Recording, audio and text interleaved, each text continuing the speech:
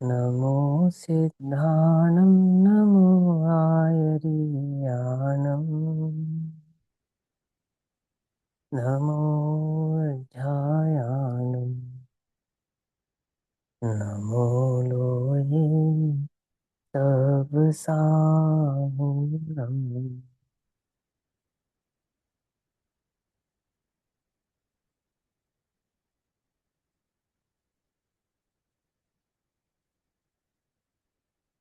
मोक्षमार्गस्य नेतारम् भेत्तारं कर्म भूव्रताम् ज्ञातारां विश्वतत्त्वानां वन्दे तद्गुणलब्धये।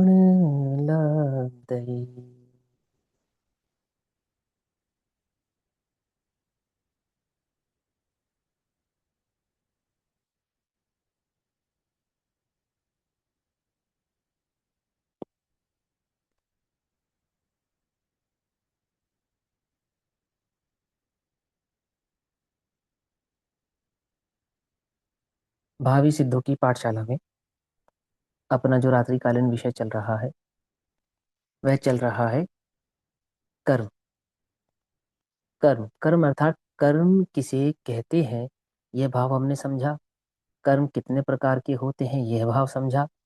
और वह द्रव्य कर्म भाव कर्म और नो कर्मों में कौन कौन सा कर्म कितने प्रकार का होता है यह भी हमने समझा। अभी जो चर्चा चल रही है वो द्रव्य कर्मों के स्वरूप की चर्चा चल रही है। क्यों चल रही है? क्यों समझ रहे हैं हम द्रव्य कर्मों का स्वरूप? ये हम द्रव्य कर्मों का स्वरूप इसलिए समझ रहे हैं कि हमें ये बात समझ में आए कि वर्तमान में मेरे इस दुख का जो कारण है, मेरी इस अवस्था को जो कारण है वो ऐसा क्यों है। मेरा ज्ञान कम क्यों है, मैं दुखी क्यों हूँ, या मेरे साथ जो संयोग है वो अनुकूल क्यों नहीं है, मेरे अकॉर्डिंग क्यों नहीं है, क्यों नहीं है। क्यों? क्योंकि कर्म की परिभाषा हमने क्या समझी थी? कर्ता की क्रिया का फल जिसे प्राप्त हो उसे कर्म कहते हैं। तो जो फल मुझे प्राप्त हो रहा है इसका कर्ता कौन है? कि इसका कर्ता मैं ही हूं। तो मैंने ऐसा क्या किया कि मुझे इस प्रकार का फल प्राप्त हो रहा है, ये बात चल रही। तो इस फल के संतति को समझने के लिए हम 8 कर्मों के स्वरूप को समझ रहे हैं। और इन 8 कर्मों के स्वरूप में हमने सबसे पहले कौन सा समझा था? ज्ञानावर्णीय कर्म का बंध का कारण और दर्शनावर्णीय बंध के कर्म का कारण, ये दो हमने स्वरूप समझे थे। अब हम तीसरा समझ रहे हैं कि इसका नाम क्या है? मोहनीय। क्या है इस तीसरे कर्म का नाम? मोहनीय। ठीक है ना? तीसरा कर्म मोहनीय की क्या परिभाषा समझ आई थी हमने? कि जैसा वस्तु का स्वरूप है वैसा तो समझ में आता नहीं, और जैसा नहीं है वैसा समझ में आता है। देखो, आपको याद होगी कर्म की परिभाषा जैनिज्म की क्या थी? याद है? कौन बतलाएगा? किसे याद है? अनम्यूट करके बताओ फटाफट। जो जैन धर्म में कर्म की परिभाषा है, कर्म किसे कहते सारे हैं? मिलने का कारण। हाँ, क्या बोला? संसार में परिभ्रमण का कारण है ना, ये बोला ना?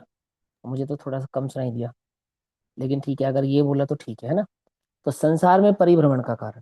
तो परि और भ्रमण। तो परि माने सर्व ओर से, और वो भ्रमण कैसे हो रहा था? कि भ्रम से भ्रमण हो रहा था। भ्रम, भ्रम माने कि जैसा था नहीं वैसा दिख रहा था। अब रस्सी सांप दिख रही है, बोलो क्या करें? सारे घर में दौड़ लगा रहे हो आप, सांप सांप सांप सांप सांप। सारे घर वाले सांप ढूंढ रहे हैं, किसी को नजर नहीं आ रहा, और तुम्हें रस्सी सांप नजर आ रही है।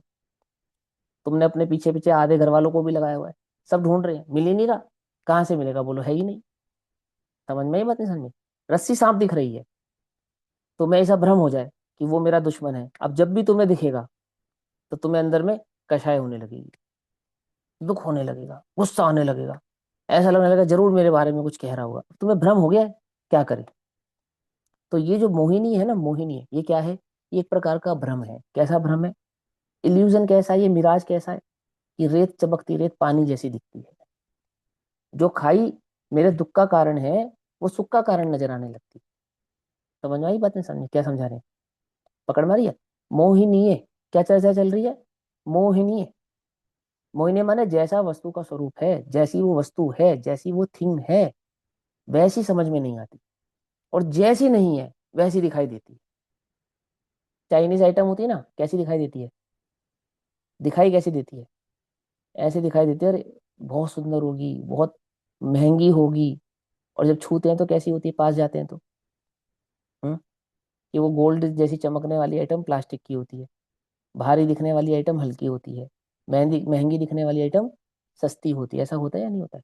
जैसी दिखती है वैसी होती नहीं, और जैसी होती है वैसी दिखती नहीं। आई समझ में? ठग कैसा होता है? ठग, ठग समझते हो? THUG, ठग कैसा होता है? कूल होता है भैया, कूल है। है ना? आजकल की जनरेशन में ठग उसको कहते हैं, कूल को। ठग माने क्या?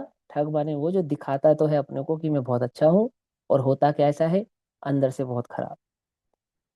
आई बस समझ? तुम्हें लूटने वाला, तुम्हारा बुरा करने वाला, है ना, वो कैसा है? अच्छा बनकर आता है। होता कैसा है? होता खराब है। इतिहास में भी हमने ऐसे ही पढ़ा है, देखते भी हम ऐसा, प्रैक्टिकली ऐसा देखने में भी आता है कि जो अंदर से खराब होता है वो अपने आप को बाहर से अच्छा हूं ऐसा दिखाता है। ऐसे ही मोह का स्वरूप है कि जैसा वस्तु का स्वरूप नहीं है वैसा तो हमें समझ में आता है, और जैसा वस्तु का स्वरूप है वैसा समझ में आता नहीं है। तो प्रश्न ये उठता है कि हमारे साथ ऐसा होता क्यों है? सभी समझ लो, सभी। ये क्यों होता है हमारे साथ?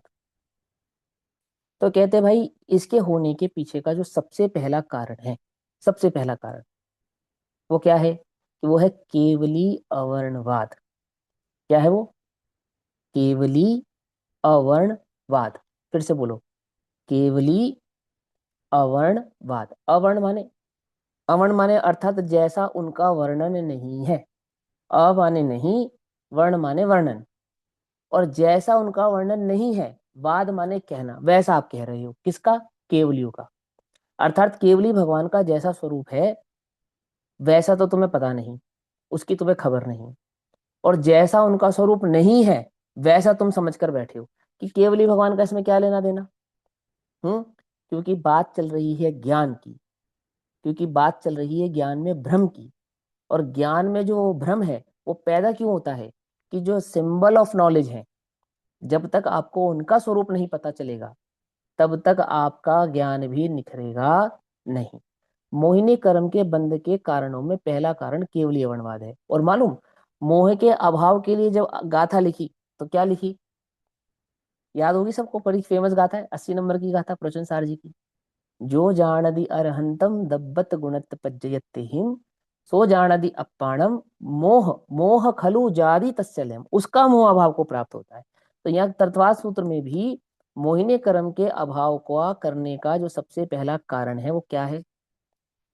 कैसे होता है? तो कहते हैं सबसे पहले केवली भगवान का स्वरूप आपको समझ में आना चाहिए। अगर आपको केवली भगवान का स्वरूप नहीं मालूम तो आपके मोह का अभाव भी हो जाएगा, है? कभी नहीं होगा।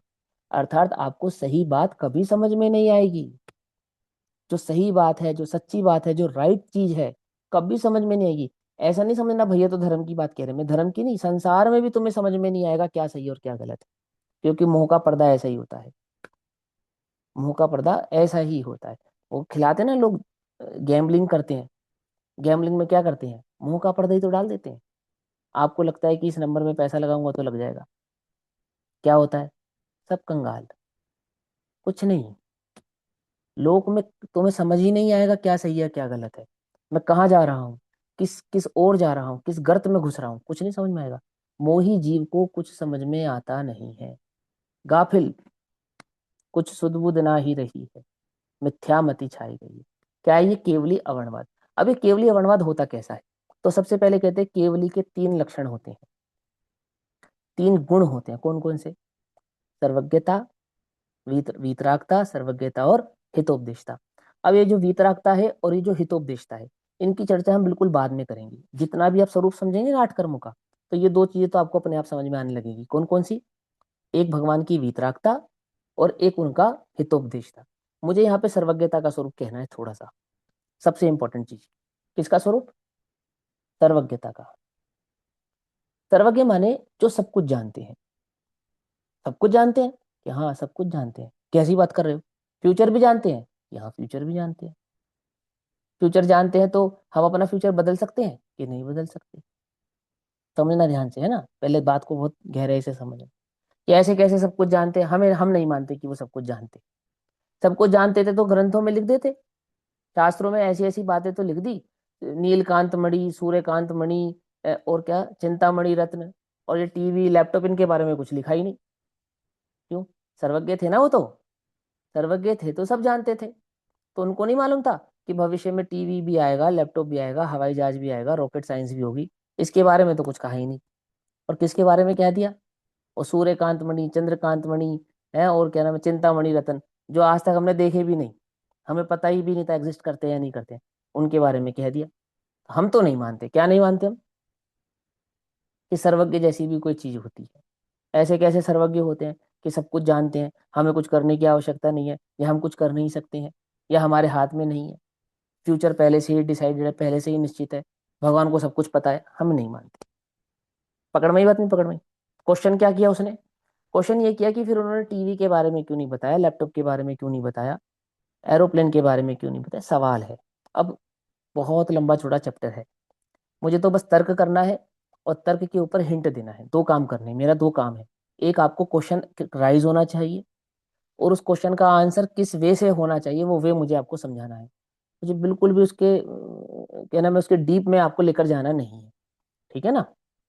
सिर्फ इतना सोचना, आप इतना सोचने लगें कि वो सर्वज्ञता के स्वरूप को समझाते समय आचार्यों ने फ्यूचर में होने वाली इन बातों के बारे में क्यों नहीं बताया, जो आजकल एक कॉमन क्वेश्चन है, बहुत लोगों का ये सवाल उठता है, बच्चों का खास करके। तो मैं सिर्फ आपको हिंट देता हूँ और आप उसके बारे में थोड़ा सोचना। सबसे पहली बात, मान के चलो फॉर एग्जाम्पल आपके घर पे एक ज्योतिष आ जाए, ज्योतिष, ज्योतिष समझते ना, एस्ट्रोलॉजर, और वो ये कहे कि इसकी प्रिडिक्शन एकदम फुल प्रूफ है, ये जो बात बताता है बिल्कुल पक्की बताता है, एकदम पक्की। ठीक है ना? मैं तो इसका नाम भूल जाता हूँ, नेहा दीदी क्या नाम है इसका? आरव। आरव, हाँ आरव। हाँ। आरव, ये बताओ, तुम बताओ मुझे कि अगर तुम्हें ऐसा एस्ट्रोलॉजर मिले जो बिल्कुल एकदम पक्का फ्यूचर बताता है, एकदम बढ़िया, और उसकी प्रिडिक्शन कभी गलत नहीं होती, तो तुम उससे क्या सवाल पूछोगे? क्या लगता है तुम्हें, कौन कौन से सवाल तुम उससे पूछने वाले हो? कोई एक सवाल बता दो। मतलब अगले 20 साल में मैं क्या कर रहा हूँ, कौन सी हाँ ये, पोजीशन पे रहूंगा। हाँ कि आज से आने वाले 10 15 20 सालों में मेरी क्या पोजीशन होगी, ये मैं कहूँगा, यही सवाल है ना तुम्हारा? हाँ, वेरी गुड। अद्वैत, तुम्हें क्या लगता है, तुम क्या सवाल पूछोगे? कोई ट्राई कर कर देखो, तुम्हारे मन में कोई क्वेश्चन है कि तुम्हें ये पता चल जाए कि फ्यूचर प्रिडिक्शन, ये इसकी जो फ्यूचर प्रिडिक्शंस होती है बिल्कुल राइट होती है, एकदम एक्यूरेट होती है, और तुम्हें एक सवाल पूछने को मिले और तुम्हें एक्यूरेट आंसर मिलेगा, तो क्या सवाल पूछोगे? हम्म? वो सोच रहा है, वो कह रहा है मुझे पता ही नहीं मैं क्या पूछूंगा है। और देखो, ये तो उदाहरण था, सभी आप लोग सोच लो अपने मन में कि आप क्या सवाल पूछोगे, उसके बाद मैं उत्तर देता हूँ। क्या तुम में से कोई ऐसा व्यक्ति है जो ये सवाल पूछेगा कि मेरे देश का भविष्य क्या होगा? क्या तुम में से कोई ऐसा व्यक्ति है जो ये सवाल पूछेगा कि पड़ोसी का क्या होगा, पाकिस्तान का क्या होगा? ऐसा कोई सवाल पूछे? प्रधानमंत्री भी हो ना, वो भी नहीं पूछेगा देश का क्या होगा, वो भी ये पूछेगा मेरा क्या होगा। मेरी बात को समझना ध्यान से, समझ में आती बात नहीं? भगवान सर्वज्ञ हैं, तो सर्वज्ञता का अर्थ ये नहीं है, पहली बात कि वो सब कुछ जानते हैं तो वो सब कुछ आपको लिपिबद्ध करके बताएंगे कि आज से 10 साल बाद क्या होगा, आज से 20 साल बाद क्या होगा, आज से 50 साल बाद क्या होगा, आज से 100 साल बाद क्या होगा। पहली बात। दूसरी बात, वो सर्वज्ञ भगवान के ज्ञान का लाभ लेने वाले जो जीव हैं, जिन्हें उन सर्वज्ञता का लाभ मिलता है, वो कैसे होते हैं? वो हलुकर्मी धर्म बुद्धि जीव होते हैं। आप अपनी मम्मी से ये पूछते हो मम्मी आज क्या बनाओगी, ज्यादा से ज्यादा ये पूछ लोगी कल क्या बनाओगी, ये नहीं पूछोगी मम्मी 5 दिन बाद क्या बनाओगी। पूछा तुमने कभी अपनी मम्मी से कि 10 दिन बाद क्या बनाओगी, 1 महीने बाद क्या बनाओगी? ऐसा पूछता है कोई? हमें क्या लेना 1 महीने बाद क्या होगा, हमें तो तुम आज बताओ आज क्या होगा। क्या कहा? हर व्यक्ति को उस सर्वज्ञता के ज्ञान से यदि कुछ जानना भी हुआ, समझना पहली बात, अगर मोही होगा तो क्या जानेगा, आज क्या होगा, और निर्मोही होगा तो क्या जानेगा, वस्तु का स्वरूप क्या है। पकड़ में आती बात नहीं? पकड़ में आती? ग्रंथ लिखने वाले, सर्वज्ञता का स्वरूप समझाने वाले निर्मोही हैं, उन्हें मुंह से कुछ लेना देना नहीं है। पकड़ में ही बात नहीं? पकड़ में? इसलिए उन्हें इस बात से नहीं लेना देना फ्यूचर में क्या होगा क्या नहीं होगा, उन्हें तो मोक्ष मार्ग का फ्यूचर क्या होगा इससे लेना देना है। और वो उन्होंने बताया कि पंचम काल में मोक्ष का क्या स्वरूप होगा, छठे काल में मोक्ष का क्या स्वरूप होगा, आने वाले काल में, आगामी काल में इस धर्म का, इस मोक्ष का, इस जीव की कषायों का क्या स्वरूप होगा, इसकी चर्चा उन्होंने की है।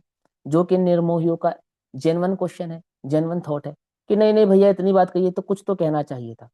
तो फिर एक क्वेश्चन, चलो मान लेते तुम्हारी बात कि वो टीवी के बारे में बता देते कि फ्यूचर में टेलीविजन होगा, पहले बता देते, तो तुम्हारा तर्क ये भी तो हो सकता था कि उन्हें टेलीविजन के बारे में तो पता था, एलसीडी के बारे में नहीं पता था। जब टीवी के बारे में बता दे तो एलसीडी के बारे में भी बता देते, कि एलसीडी के बारे में भी बता देते तो मोबाइल के बारे में भी बता देते, मोबाइल के बारे में बता देते तो आमुक मिसाइल के बारे में भी बता देते, आमुक के बारे में भी बता देते। मैंने कहीं ना कहीं जाकर आपको ये सवाल फिर राइज होता क्या, कि यहाँ तक तो बता दिया, इसके आगे का क्यों नहीं बताया। और ये आगे आगे आगे करते करते कहाँ तक ले जाते, कहाँ तक ले जाते बताओ। और ये बताने के चक्कर में जो मूल बात है, जो मोह के अभाव करने की बात है, जो वास्तव में वस्तु स्वरूप को समझने की बात है, जिससे तुझे वास्तव में सुख होगा उसकी बात है, उसका लाभ तुझे कैसे प्राप्त होगा ये बता। एक जीव जिसकी अप्रोक्सीमेटली एज 100 साल है वर्तमान में, ऐसे आजकल तो है ही नहीं कोई 100 साल जीने वाला, मान के चलो 100 साल जीता है, और कोई साइंटिस्ट ये कहे कि आज से 500 साल बाद गायब होने वाली मशीन आ जाएगी, तो आपको क्या लाभ होने वाला है उसका ये बताओ। आपको क्या लाभ होने वाला है। जो मशीन 500 साल बाद आएगी जिसमें जीव गायब हो जाएगा या एक जगह से दूसरी जगह टेलीपोर्ट हो जाएगा, ये मशीन अगर आ भी जाती है 500 साल बाद आएगी लेकिन, और मुझे ये बात आज मालूम चल जाए, तो इससे मेरा गेन क्या होने वाला है, मुझे लाभ क्या होने वाला है। आप तो मुझे बताओ कि आज क्या होने वाला है। मुझे तो ये बताओ कि मुझे आज सुखी होना है उसका मार्ग क्या है। मेरी बात समझ में आती नहीं आती है।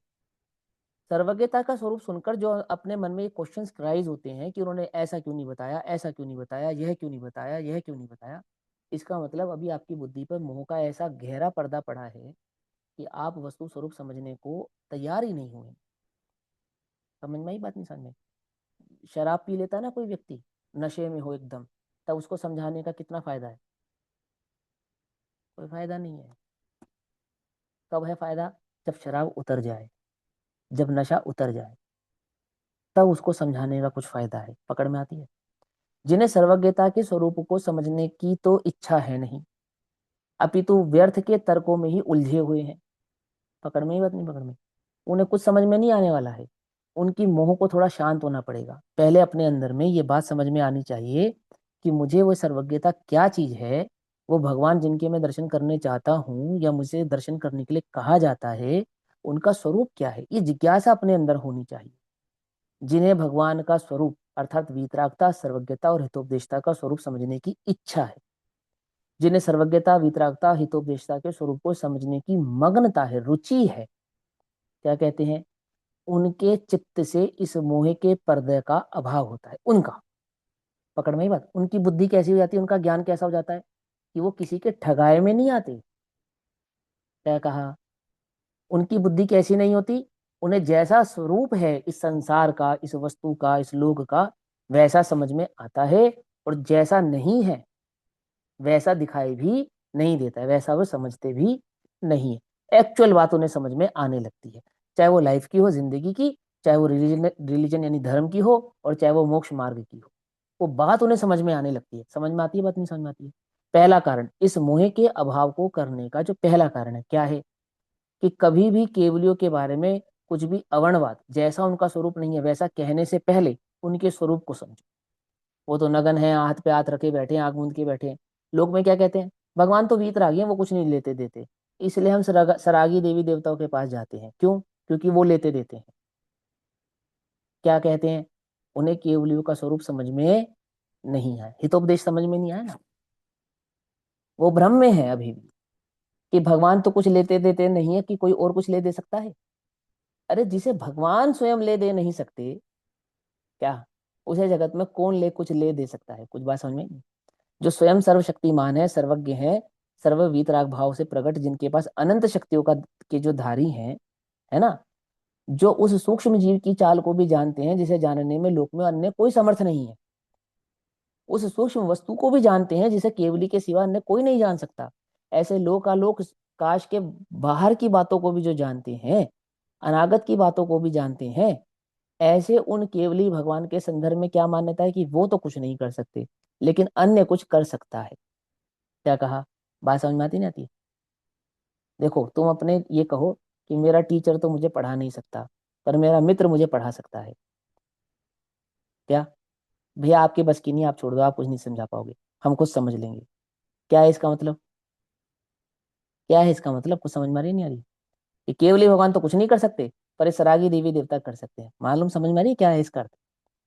कि बच्चा अपने पापा से कहे, पापा आपके बस की नहीं है कुछ दिलाना मुझे, मैं तो पड़ोस वाले अंकल से मांग लूंगा। क्या है ये? आ रही है कुछ बात समझ में नहीं आ रही है? आप इंसल्ट कर रहे हैं, आप इंसल्ट कर रहे हैं। आप ये कह रहे हैं कि भगवान के बस की तो नहीं है कुछ लेना देना, पर ये सरागी देवी देवता मुझे कुछ ले दे सकते हैं। भगवान तो सुखी दुखी नहीं करेंगे, पर कोई और मुझे सुखी दुखी कर सकता है। क्या है इसका अर्थ? आपने अभी केवली भगवान के स्वरूप को समझा नहीं है। पकड़ में आई बात? नहीं पकड़ में? मैं समझा रहा हूँ केवली अवर्णवाद। अवर्णवाद किसको कहना? कि स्वरूप को तो समझा नहीं और कुछ भी उनके बारे में कहते चले जाना, कुछ भी उनके विषय में समझते चले जाना, कुछ भी उनके विषय में तर्क उठाते चले जाना। ना उनकी सर्वज्ञता के स्वरूप को समझना, ना उनकी वीतरागता के स्वरूप को समझना, और ना उनके हितोपदेशता के भाव को समझना। क्या होगा मंदिर जाके? क्या मिल जाएगा उस पत्थर की पूजा करके? ऐसा सही बात है ना? ये तो बात तो सही है, क्या मिल जाएगा? मिलेगा कुछ नहीं। तथापि सुखी होने का मार्ग यदि मिलेगा तो कहाँ मिलेगा? है, तो वही केवली की शरण में मिलेगा। उन्हीं के जिनेंद्र भगवान के चरणों में ही मिलेगा, उन्हीं के प्रसाद से मिलेगा। अन्य जगह कहीं नहीं मिलने वाला। बात समझ में आती ना आती है? सारे जगत में जीव सिवाय दुखी होने के कुछ प्राप्त नहीं कर सकता, और सुखी होने के लिए एक ही मार्ग है, एक ही मार्ग। स्वयंभू बनने का एक ही मार्ग। समय हो रहा है, एक अंतिम बात समझो ध्यान से, केवल वर्णवाद के संदर्भ में समझाता हूँ। मैं छोटा था, मैं भी जाता था, आप लोग छोटे हो, आप भी गए होंगे, कभी गए होंगे हनुमान जी के मंदिर में, शिव जी के मंदिर में, है ना? ऐसे गए होंगे अपने दोस्तों के साथ। दोस्त जाते तो हम भी चले जाते थे, है ना? गए होंगे आप भी। तो आपने देखा होगा कि जब वहां पर भगवान के को प्रसाद चढ़ाना है ना, फॉर एग्जाम्पल प्रसाद चढ़ाते हो आप मंदिर में, तो कौन चढ़ाता है प्रसाद भगवान को? कि आप प्रसाद देते हो पुजारी को, और पुजारी चढ़ाता है भगवान को। ऐसा ऐसा ही है ना? और फिर आपको वो चरणामृत लेना है तो क्या करता है? कि पुजारी से कहना पड़ेगा, वो पुजारी अपने हाथ से आपको चरणामृत देगा। और टीका लगाना है तो वो मंदिर का पुजारी आपको टीका लगाएगा। ऐसा ऐसा है ना? और आपको भगवान को कुछ भेंट करनी है तो कि वो पुजारी को देनी पड़ेगी, फिर पुजारी भगवान को भेंट चढ़ाएगा, तो पर्दा डालेगा, फिर पर्दा हटाएगा। ऐसा ऐसा सब आपने देखा है? सबने नहीं देखा है? जिस जिसने भी देखा है समझ लेना है ना, हमने भी देखा है। लेकिन अपने मंदिर की कुछ अद्भुत ही बात है। अब हम दर्शन करने जाते हैं तो कौन करवाता है? कि स्वयं करो। हम हाथ में चावल लेकर जाते हैं तो कौन चढ़ाता है? कि स्वयं चढ़ाओ। आपको भगवान का अभिषेक करना है तो कौन कराएगा? कि स्वयं स्नान करो, स्वयं धोती पहनो, स्वयं भगवान का अभिषेक करो।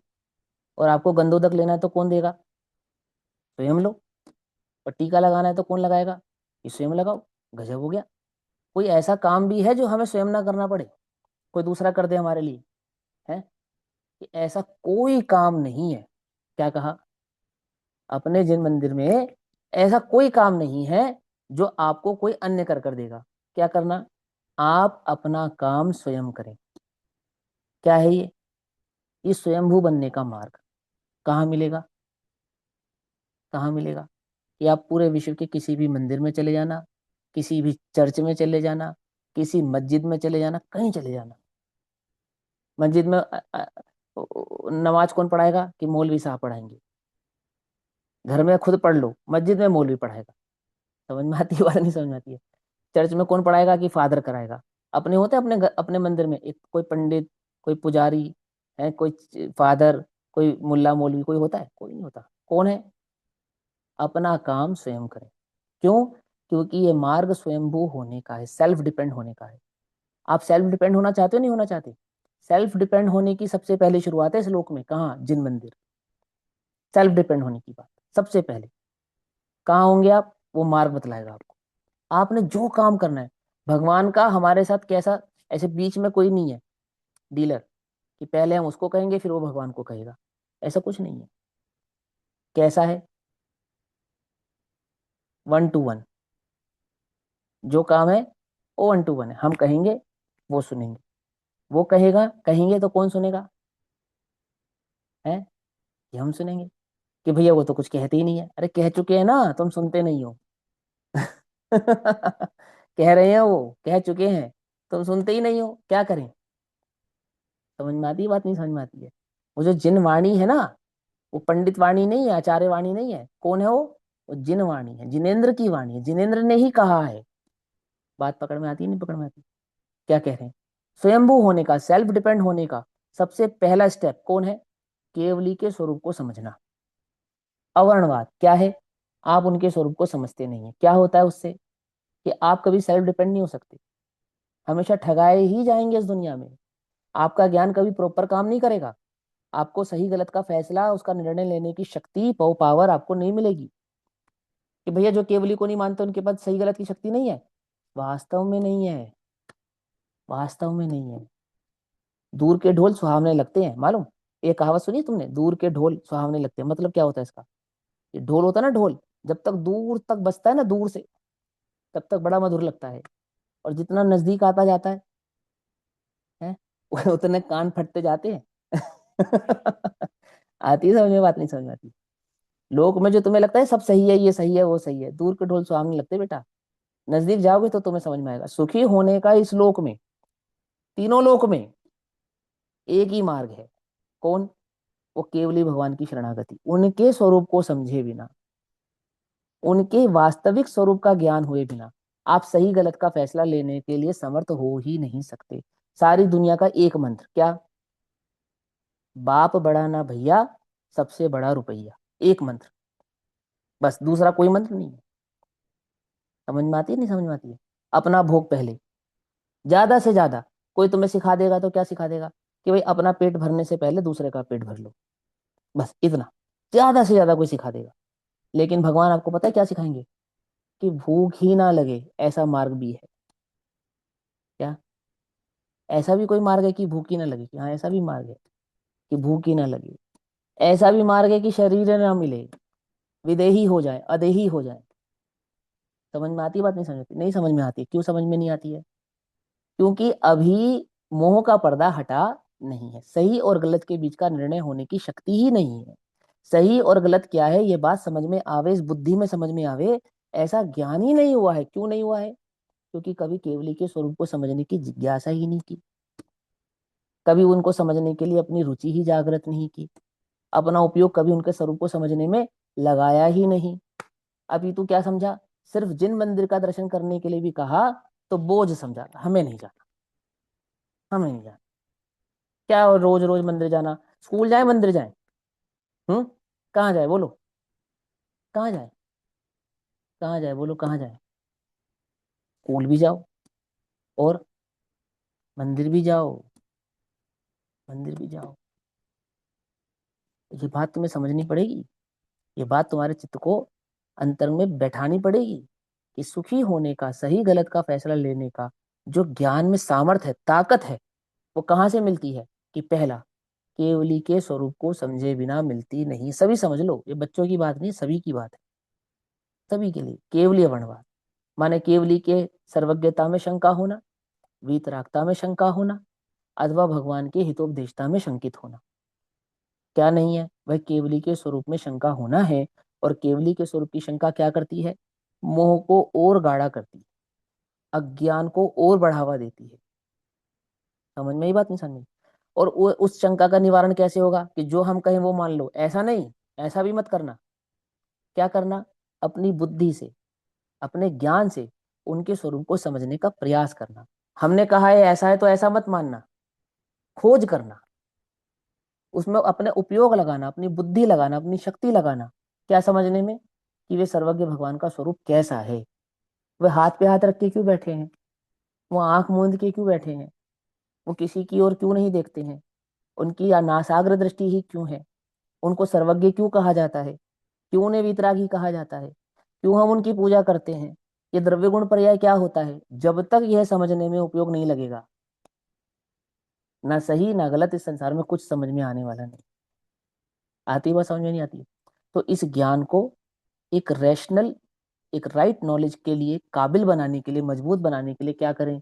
सबसे पहले केवली अवनवाद से दूर हो, सर्वज्ञ भगवान के विषय में कोई भी शंका करने से बचें और उनके स्वरूप को समझने में अपने उपयोग को लगाएं। ये पहला मार्ग। ठीक, बाकी मार्ग की चर्चा हम आगे करेंगे। तब तक के लिए सभी को जय जिनेन्द्र। ओम नमः सिद्धेभ्यः।